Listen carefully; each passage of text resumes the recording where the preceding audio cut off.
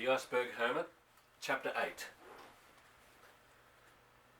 There were 7 of them, and they were flying so low that he might have reached up and pulled one of them down.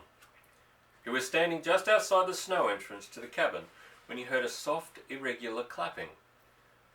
Then they were upon him, 7 gleaming white snow geese with black wingtips, 7 hurtling bodies swerving away at the last moment to gain altitude as they bumped northward in a tight V. 1 bird in the lead and 3 stepping back on each flank. He sent a long ringing cheer after them. "Ah, the lovely brave geese," he cried out. "Welcome, welcome back." The sight of the birds filled his heart with hope. With the exception of a solitary gull, they were the only sign of life he had seen in months. To celebrate their arrival, he went back inside the cabin, drew a half cup of rum for himself, and cut a large piece of whale meat for Nancy. Then he and Nancy went outside and sat on the top of the exposed keel of the ship.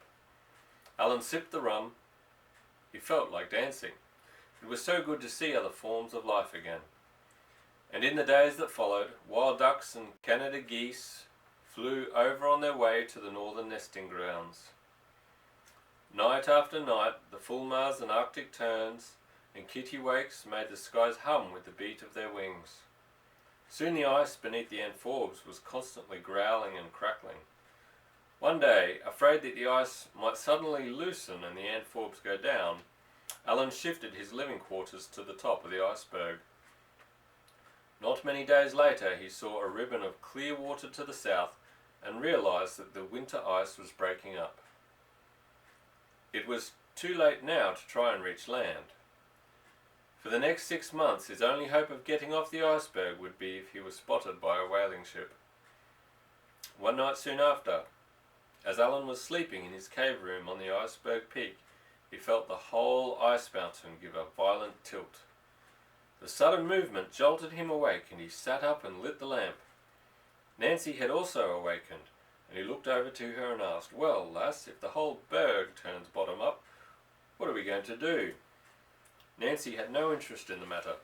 Sitting down, she lazily scratched the underside of her chin with a front paw. Or has the amphorbes broken loose and finally gone to the bottom? But whatever had happened, for the moment there was nothing Alan could do. He would not take a chance on going down his ice stairway in the dark. For the next hour or so, there were several smaller shakes and lifting movements, but finally all was still again. As soon as there was enough light in the morning, Alan went to the door of his cave and looked out. The iceberg had broken loose from the surrounding ice pan, and already a channel of clear water showed on one side of the berg. Further out, the whole ice field was breaking up with thousands of floes bobbing up and down in the water. Worried about the amphorbes, Alan hurried down to the bottom of the ice mountain and made his way over to the ship. Although the amphorbes were still locked in the grip of the ice, open water could be seen just a few feet beyond the upturned keel. It was at this moment Alan realized that the ship had to be resting on an underwater ledge of the iceberg. Perhaps, he thought, the amphorbes was not doomed after all. Perhaps she might stay put throughout the whole summer. In the meantime, Nancy had spotted open water on the other side of the amphorbes. She gallooped off in that direction and Alan followed her. When Nancy reached the edge of the water, she slid in head first and disappeared. Alan waited at the lip of the iceberg. Nancy was under for so long that he began to worry. Just about when he decided that something had happened to his pet, Nancy's sleek head broke the surface of the water. She had a fish in her mouth. She swam over and laid it on the ice in front of Alan. The fish, a large Arctic char, flopped a couple of times, and Alan put his foot down on top of it. Then he reached over and patted Nancy on the head. "Oh, you're a good wee lass. That's it. Now fetch another." A swirl of water and Nancy was gone again. In the next half hour she caught a dozen fish. Alan fed half of them to Nancy and took the rest home and cleaned and gutted them. He had a fresh fish for dinner that night. and it tasted delicious. Strangely enough, on a vessel that worked in some of the richest fishing grounds in the world, Alan had not been able to find even one fishing hook. He had no trouble freezing and storing the fish. He hollowed out a small square area in one of the ice walls of his cave and stuck the fish in there. For the rest of the summer, as long as there was open water nearby, Nancy caught more than enough for both of them. The extra fish he cleaned and froze for later. She also tried to catch seals that came up to sunbathe on the iceberg, but these sleek animals were too quick and wary for her and could easily outswim Nancy in the water. Walrus sometimes came to the berg, but Nancy was too small yet to tackle a full-grown walrus. There was still plenty of loose ice in the open sea, and indeed Alan was never to see the water completely free of ice floes or icebergs even in the middle of summer. And although his ice island now floated completely on its own, free of any ice fields, it was still at the mercy of ocean tides and winds and currents. And so the iceberg moved now one way and now another. Alan's biggest worry was that the ledge of ice on which the Forbes rested would break off the main body of the iceberg. If that happened, he would lose the ship. It was mainly for this reason that he moved so much food and supplies to his cave on top of the ice mountain. However, as the summer wore on, he grew more confident that the underwater ledge would hold, that the Forbes would stay where she was. Indeed, on one or two occasions during bad storms, Alan slept on the ship rather than in his ice cave. Another of Alan's worries was that the iceberg would drift to the south, reach warmer water and rapidly melt. However, he soon realized that the iceberg did not drift in any one direction for very long. And while it often drifted south for a day or two, the berg was just as likely to drift west or even north. Early one morning, when the summer was well advanced, Alan woke up and, following his usual custom, went immediately outside to the ice platform to search the surrounding sea for the sign of a sail.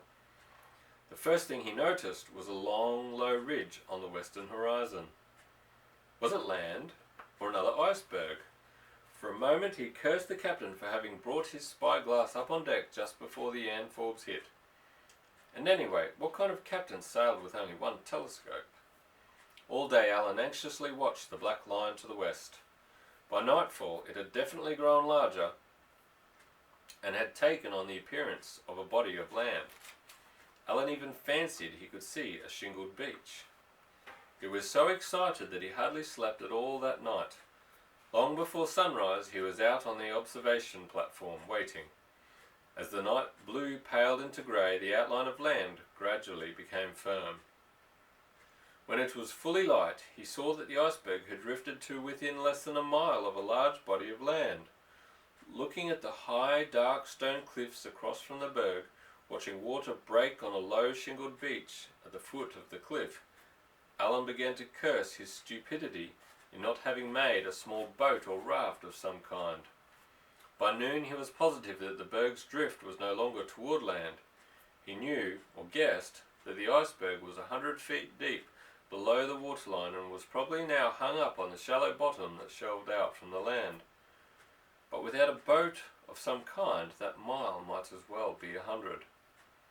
In mid-afternoon he spotted movement on the beach.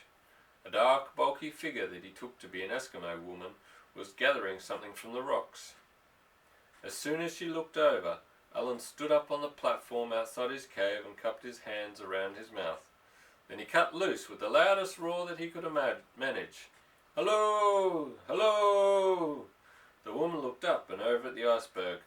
At that moment Nancy came out of the cave and, imitating her beloved master, stood up on her hind legs and also let out a loud roar. The woman promptly turned around and ran away fast as she could. "Come back!" Alan shouted. In less than a minute the running figure was lost to sight. Alan sank down and buried his head in his hands.